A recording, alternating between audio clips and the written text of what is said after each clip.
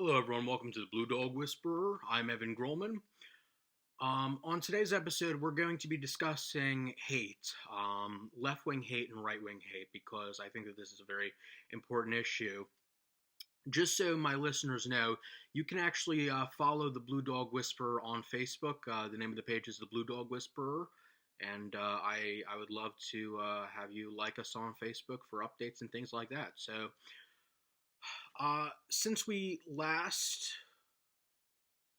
I was last on the air, I discussed. I was with Richie the trucker, and we discussed local issues. But today we're going to be talking about hate because hate is not a partisan issue. It's a bipartisan problem, and there are different aspects of hate behind the parties, the two parties, and the two ideologies.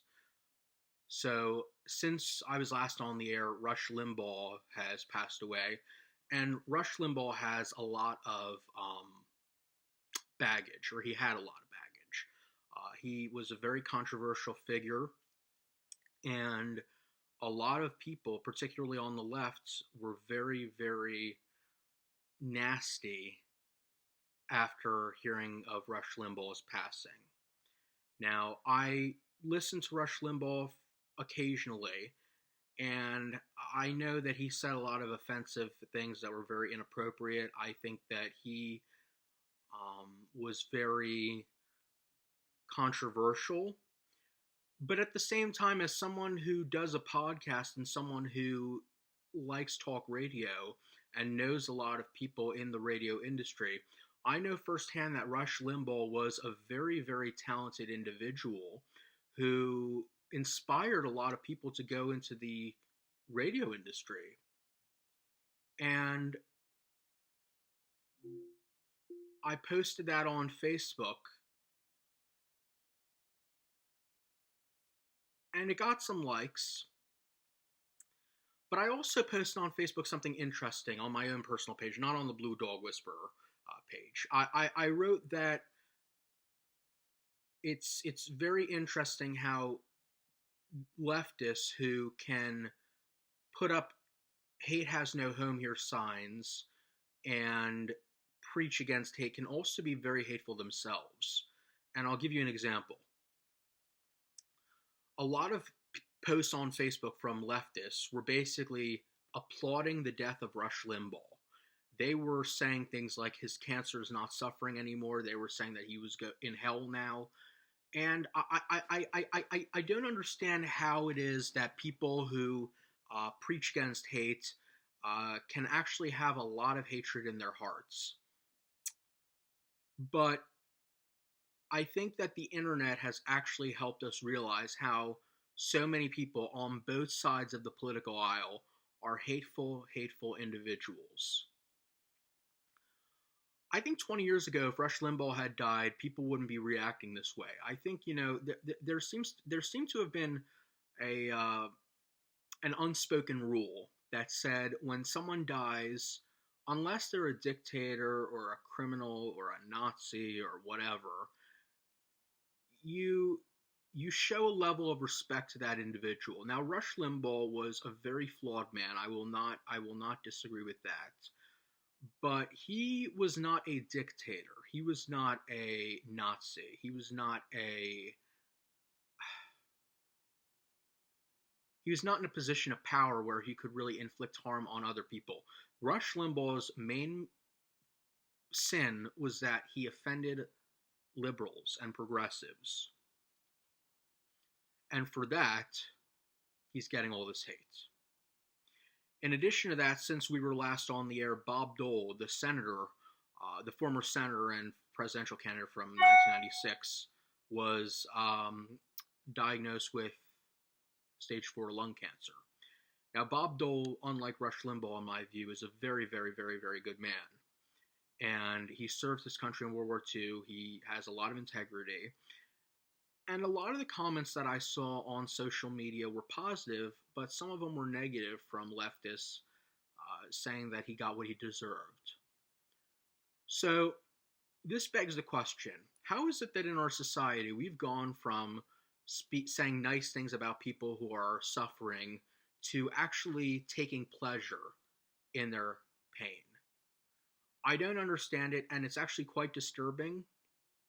I think that it is.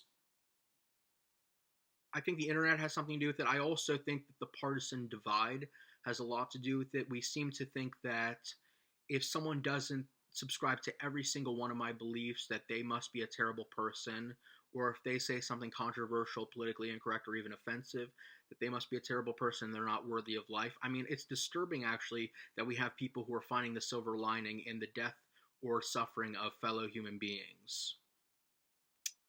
I think that we've gone downhill in that aspect. I'm kind of old-fashioned. I don't believe in speaking ill of the dead, at least not right after they die. And I think that it's... if hate has no home here, it's just hypocrisy on the part of the leftists that we have them putting up hate has no home here signs. Hate has no home here unless you're a Republican or a conservative or say something that doesn't confirm my beliefs. So how do we combat the hatred that has sort of become mainstream in both parties? I'm not sure I have the answer, but what I would say is that hyperpartisanship and the politicization of our society, I believe, has led to an environment where we judge people not on the content of their character, but rather on multiple identities. It's identity politics, basically. Whether it's the identity of being a Republican or a Democrat, liberal or conservative, progressive or whatever, as well as religion to some degree, and for some people, race. I think that we've gotten so hung up on the labels and the identities that we fail to realize that there's so much more to life than being a Trumpy, than being a never-Trumper, than being a progressive or a conservative. We seem to only judge people based on politics, and I've seen this all the time on social media. Discussions on people's posts or news posts that have nothing to do with politics suddenly turn into, within minutes, turn into debates about Donald Trump and how awful Donald Trump is or how great Donald Trump is. And it's we've really reached a new low in our society, and I'm hoping that we can, and I don't want to sound kumbaya, but I'm hoping that we can kind of look past the partisanship and try to find some common ground. I mean, that's what us Blue Dogs often try to do. It doesn't always work, you know. There's going to be some people who will be haters no matter what. But the point of this podcast is to point out that hatred, partisanship